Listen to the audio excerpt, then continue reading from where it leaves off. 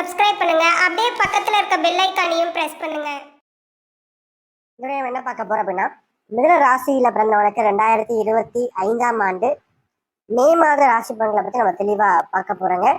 இந்த மே மாதம் என்னென்ன மாற்றங்கள் நடக்க போகுது, என்னென்ன விஷயங்கள் சாதகமா இருக்கு, அது மட்டும் இல்லாம இந்த மாதம் குறிப்பா 2 கிரகங்கள் நல்ல ஒரு வலுவான ஒரு தன்மையில இருக்கிறதுனால அந்த கிரகங்களால் நல்ல ஒரு மாற்றங்கள், நல்ல ஒரு ஏற்றங்கள் கண்டிப்பா உங்களோட வாழ்க்கையில காத்துட்டு இருக்கு. அது என்ன ஏதுன்னு சொல்லிட்டு தெளிவா பார்க்கலாம் வாங்க. வீடியோக்குள்ள போறது மாதிரி இந்த மாசோட கிரகங்களை பத்தி ஃபர்ஸ்ட் இப்ப பாத்துலாங்க. மாத தொடக்கத்துல மேஷத்துல சூரியனும் புதனும் சேர்ந்திருக்கிறாங்க. அதாவது உச்ச சூரியன் மே மாதம் 14ஆம் தேதி வரைக்கும் மேஷத்துல இருக்கார். மே 15ஆம் தேதி ரிஷபத்துக்கு பேச்சாகி செல்வார். அதே போல புதன் மே மாதம் 23ஆம் தேதி வரைக்கும் மேஷத்திலையும் அதன் பிறகு பேச்சியாகி ரிஷபத்துக்கும் போயிடுவார். அதே மாதிரி ரிஷபத்துல குரு பகவான் மே மாதம் 14ஆம் தேதி வரைக்கும் இருப்பாருங்க. மே 15ஆம் தேதி குரு பயிற்சிங்க. அதாவது ரிஷபத்துல இருந்து மிதுனத்துக்கு குரு பகவான் பயிற்சி ஆகிறார் மே 15ஆம் தேதி. அதுக்கடுத்து கடகத்துல இந்த மாதம் முழுக்கவே செவ்வாய் வந்து நீசம் பெற்ற தன்மையில இருக்க போறார். அதுக்கடுத்து ராகு கேது, ராகு மீனத்துல கேது கன்னியில மே மாதம் 15ஆம் தேதி வரைக்கும் இருப்பாங்க. மே 18ஆம் தேதி ராகு கேது பயிற்சி. அதாவது கும்பத்துக்கு ராகு வரப்போறார், சிம்மத்துக்கு கேது வரப்போறார். அதே மாதிரி மீனத்துல சுக்கிரன் இந்த மாதம் முழுக்கவே உச்சம் பெற்ற தன்மையில இருக்க போறார். கூட சனியும் பார்த்துக்கிட்டா இந்த மாதம் முழுக்கவே மீனத்துல சுக்கிரனோட சேர்ந்து இருக்க போறார். ஸோ இதுதான் வந்து இந்த மாசத்தோட கிரக நிலைங்க. மிதுனராசி அதிபதி யாருன்னு பார்த்தீங்கன்னா புதன் பகவான். மிதுனராசி கால புருஷனுக்கு 3வது ராசியா வருதுங்க. நட்சத்திரங்களை பொறுத்த வரைக்கும் மிதுன ராசியில மிருக சிறுஷம் 3 மற்றும் 4ஆம் பாதமும், திருவாதிரை முதல் 4 அட்சர பாதங்களையும், புனர்பூசம் முதல் 3 அட்சர பாதங்களையும் கொண்டுள்ள ஒரு ராசி தாங்க இந்த மிதுன ராசி. மிதுன ராசிக்காரங்களை பொறுத்த வரைக்கும் இந்த மாதம் உங்க ராசின்னு சொல்லப்படக்கூடிய புதனுடைய நிலை வந்து ஒரு நல்ல ஒரு சிறப்பான ஒரு தமிழ தான் இருக்கு. காரணம், ராசிக்கு 11ஆம் இடமான லாபஸ்தானத்துல முதல் பகுதியில உச்சம் பெற்ற சூரியனுடையும் மே மாதம் 23ஆம் தேதி வரைக்கும் பாத்தீங்கன்னா லாபஸ்தானத்துல தனித்துவம் இருக்கார். ஸோ ஆல்மோஸ்ட் வந்து 11ஆம் இடமான லாபஸ்தானத்துல ராசிநாதன் உட்காரும் போது எந்த ஒரு சூழ்நிலையும் சமாளிக்கின்ற ஒரு திறமை உங்ககிட்ட வரும். சரிங்களா? புத்தி கூர்மை வலுப்படும், புத்திசாலித்தனம் அதிகரிக்கும். சரிங்களா? அதே மாதிரி மாணவர்களை பொறுத்த வரைக்கும் படிப்பு சார்ந்த விஷயங்கள் நல்ல ஒரு ஆர்வம் அதிகரிக்கும். காரியத்துல வெற்றி கண்டிப்பாக உண்டு. அதிர்ஷ்ட வாய்ப்புகள் உறுதியாக தேடி வரும் உடனே சொல்லலாம். அதிர்ஷ்டத்தின் மூலமாக தேவையான அங்கீகாரங்கள் கண்டிப்பாக கிடைக்கும். குறிப்பா அரசு மற்றும் தனியார் துறையில மாத வருமானத்திற்கு வேலை செய்கின்ற ஊழியர்களுக்கு பார்த்தீங்கன்னா இந்த காலகட்டங்கள்ல துறை ரீதியாக ஒரு பணி மாற்றம் நடக்கிறது, அல்லது ஒரு ப்ரமோஷன் கிடைக்கிறது, ஒரு ஊதிய உயர்வு கிடைக்கிறது. ஸோ இது சார்ந்த விஷயங்கள் கண்டிப்பாக நடக்கும். சரிங்களா? நல்ல ஒரு மாற்றங்கள் கண்டிப்பாக தேடி வரும். குறிப்பா அதிர்ஷ்டம் சம்பந்தப்பட்ட விஷயங்கள் உங்களுக்கு உறுதியாக கை கொடுக்கும். அதிர்ஷ்டம் சார்ந்த விஷயங்கள் எல்லாமே தற்போது வெற்றியை கொடுக்கும் சொல்லலாம். குறிப்பா இந்த காலகட்டங்களை பொறுத்தவரைக்கும் குழந்தை பாக்கியம், புத்திர பிராப்தி சார்ந்த விஷயங்களுக்காக நீங்க முயற்சி பண்ணும்போது அது சார்ந்த காரியங்களும் வெற்றியை கொடுக்கும் அப்படின்னே சொல்லலாம். சரிங்களா?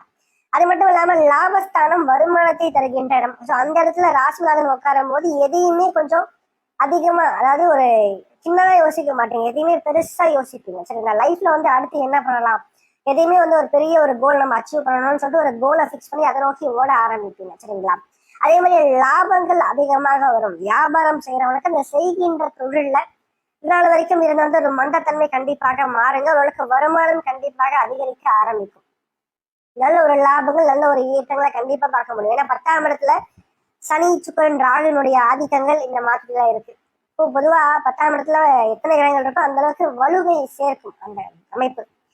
ஸோ அப்ப இந்த காலகட்டத்தை பொறுத்த வரைக்கும் கண்டிப்பா தொழில் ரீதியாக நல்ல மாற்றங்கள் எதிர்பார்க்க முடியும். வியாபாரத்தை விரிவுபடுத்த முடியும். புதிதாக தொழில் ஆரம்பிக்கிறதுக்கும் ஒரு நல்ல ஒரு சிறந்த ஒரு நேரமாக இந்த நேரமானது இருக்கு அப்படின்னு சொல்லுவேன்.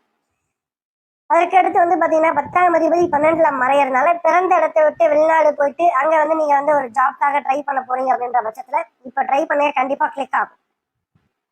குறிப்பா வெளிநாடு சம்பந்தப்பட்ட முயற்சிகள் இந்த மாதத்துல வெற்றியை கொடுக்கும். ஏன்னா இந்த மாதிரி 23ஆம் தேதிக்கு பிறகு புதனும் 12ஆம் இடத்துல மறைவார். அது ஒரு சிறப்பு தான். சரிங்களா? அது மட்டும் இல்லாம இந்த மாதம் குரு பயிற்சி நடக்குதுங்க. குரு இந்த மாதம் 2வது பகுதியில ராசிக்குள்ள வரார். ரொம்ப நாளைக்கு அப்புறம் குரு நல்ல ஒரு நிலைமைக்கு வராரு. கடந்த காலங்கள்ல விரைய குருவா இருந்த 2ஆம் இடத்துல இருந்த குரு பகவான் தேவையற்ற செலவுகள், விரயங்களை கொடுத்திருப்பார். எவ்வளவு சம்பாதித்தாலும் இன்னொரு பக்கம் செலவாகி போகின்ற தன்மையை கொடுத்திருப்பார். சரிங்களா? பற்றாக்குறையை கொடுத்திருப்பார்.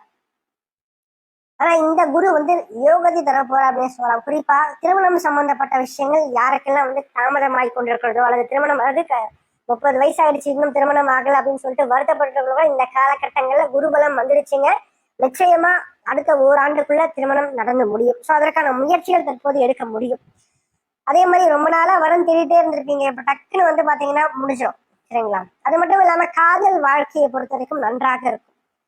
சனியும் சுக்கிரனும் சேர்ந்திருந்தாலும் கூட 5ஆம் இடத்தை புதன் பார்க்கறதுனாலையும் குருவும் 5ஆம் இடத்தை பார்க்கறதுனாலையும் இந்த காலகட்டங்களோட ஆசைகள் நிறைவேறும். காதல் வாழ்க்கை திருமணத்துல முடியறதுக்கான வாய்ப்பு சற்று அதிகமா இருக்கு. என்ன ஒண்ணு, சில இடைஞ்சல்கள் இடையூறுகள் ஏற்பட்டுதான் அதனால கை கூட வருமே சொல்லலாம். ரெண்டாவது, ராசிக்கு 2ஆம் இடமான குடும்பஸ்தானத்துல செவ்வாய் நீசம். பேச்சுல கொஞ்சம் கவனம் தேவைங்க. சரிங்களா? தேவையற்ற விஷயங்கள்ல மூக்க நுழைக்காதீங்க, வார்த்தையும் விடாதீங்க. வார்த்தைகளை விட்டீங்கன்னா அளக்க முடியாது. சரிங்களா? ஸோ அந்த அளவுக்கு இந்த காலகட்டத்தை பொறுத்த வரைக்கும் பாத்தீங்கன்னா அவ்வளவு பிரச்சனைகள் அப்படின்றது பேசுற வார்த்தைகளாலதான் வரும். அப்ப நீங்க மௌனமே சிறந்த மொழி அப்படின்னு சொல்லிட்டு எல்லா இடத்துலயும் மௌனத்தை காக்கும் போது நிச்சயமாக எந்த ஒரு சூழ்நிலையும் சமாளிப்பீங்க அப்படின்னு சொல்லலாம். மேலும் 3ஆம் அதிபதினு சொல்லப்படக்கூடிய சூரியன் உச்சமாகறதுனால கொஞ்சம் தன்னம்பிக்கை அதிகமா இருக்கும். கொஞ்சம் போல்டா தைரியமா கரேஜா வந்து பாத்தீங்கன்னா ஒரு காரியத்தை இறங்கி செயலாற்றுவீங்க.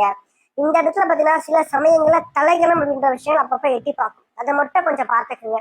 ரெண்டாவது, ஒரு முயற்சிகள் கண்டிப்பாக வெற்றி பெறுங்க. சரிங்களா? ஒரு தன்னம்பிக்கையோட ஒரு காரியத்துல இறங்கி ஜெயிச்சு காமிப்பீங்க.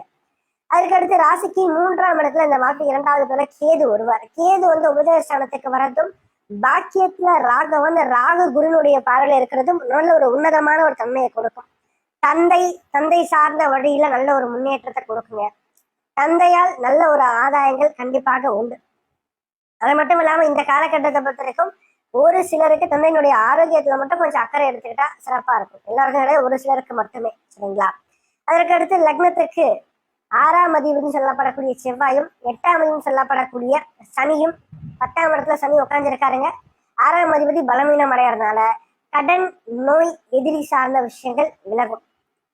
ஆரோக்கிய பிரச்சனைகள் சரியாகும். ஹெல்த்ல நல்ல ஒரு இம்ப்ரூவ்மெண்ட் கண்டிப்பாக உண்டு. சரிங்களா? நல்ல தேக ஆரோக்கியம் கிடைக்கும். கடன் பிரச்சனைகள் அதாவது கடன் பிரச்சனை வந்து வெளியே வரத்துக்கான சில வாய்ப்புகள் தற்போது உங்களை தேடி வரும். சரிங்களா? அதற்கடுத்து 10ஆம் இடத்துல ராகு, சனி, சுக்கிரனுடைய ஆதிக்கங்கள் இருக்கிறார். சொன்ன மாதிரி தொழில் ரீதியாக நல்ல ஒரு முன்னேற்றங்கள் இந்த மாதம் கண்டிப்பாக காத்துட்டு இருக்குங்க. என்ன ஒண்ணு, மார்ச் 2வது பகுதியில ராசிக்கு 12ஆம் இடத்துல சூரியன் மறைவார், புதனும் மறைவார். சரிங்களா? குறிப்பா மே மாதம் 23ஆம் தேதிக்கு பிறகு. ஸோ அந்த காலகட்டங்கள் வந்து பாத்தீங்கன்னா வருமானம் சம்பந்தப்பட்ட விஷயம் எவ்வளவுதான் வருமானம் வந்தாலும் இன்னொரு பக்கம் செலவாகும். சரிங்களா? ஆனா இந்த மே மாதம் 23ஆம் தேதிக்கு பிறகு வரைக்கும் பாத்தீங்கன்னா நல்ல ஒரு வருமானம், நல்லா சம்பாதிப்பீங்க. ஓரளவுக்கு வந்து பாத்தீங்கன்னா போடுற முதலீட்டை விட அதிகமான லாபத்தை பார்க்க முடியும். ஆனா அதன் பிறகு பாத்தீங்கன்னா ராசிநாதன் 12ஆம் இடத்துல போய் மறைகின்ற காலத்துல கடைசி ஒரு வாரம் இருக்கு பாத்தீங்கன்னா அந்த காலகட்டங்கள்ல புதிய முயற்சிகள் பெரும்பாலும் தவிர்க்கிறது சிறப்பா இருக்கும். பணம் கொடுக்கல் வாங்க விஷயம் கொஞ்சம் கவனமா இருக்கிறது இன்னும் சிறப்பா இருக்கும் அப்படின்னு சொல்லலாம். குறிப்பா இந்த காலகட்டத்துல குரு, அதற்கடுத்து சூரியன், இந்த 2 கிரகங்கள் ரொம்ப வலுவான ஒரு தன்மையில இருக்கிறனால நிச்சயமா இந்த காலகட்டங்கள் ஓரளவுக்கு ஏற்றங்களை உறுதிப்படுத்த கொடுக்கும். கடைசி ஒரு வாரம் மட்டுமே உங்களோட வாழ்க்கையில கொஞ்சம் சாதகமற்ற விஷயங்கள் கொஞ்சம் காத்துட்டு இருக்கு. ஸோ அப்ப மட்டும் கொஞ்சம் சில எச்சரிக்கைகள் எடுத்துக்கிட்டா சிறப்பா இருக்கும். அதற்கடுத்து சந்திராஷ்டம நாட்டில் பொறுத்த வரைக்கும் மே மாதம் 18ஆம் தேதி காலை 1 மணி முதல் மே மாதம் 20ஆம் தேதி காலை 7:30 வரைக்கும் சந்திராஷ்டமம் இருக்குங்க. ஸோ இந்த காலகட்டத்தை பொறுத்த வரைக்கும் சந்திரன் உங்க ராசிக்கு 8ஆம் இடத்துல மறைவார். பொதுவாக 8ஆம் இடத்துல சந்திரன் மறையும் போது கொஞ்சம் மன ரீதியான குழப்பங்களை உண்டு பண்ணி கொடுப்பாருங்க. சரிங்களா? ஒரு தெளிவில்லாம ஒரு குழப்பத்தோடையே இருக்கின்ற தன்மையில கொடுப்பாரு. கூட செவ்வாயினுடைய பார்வையும் அவருக்கு கிடைக்கும்.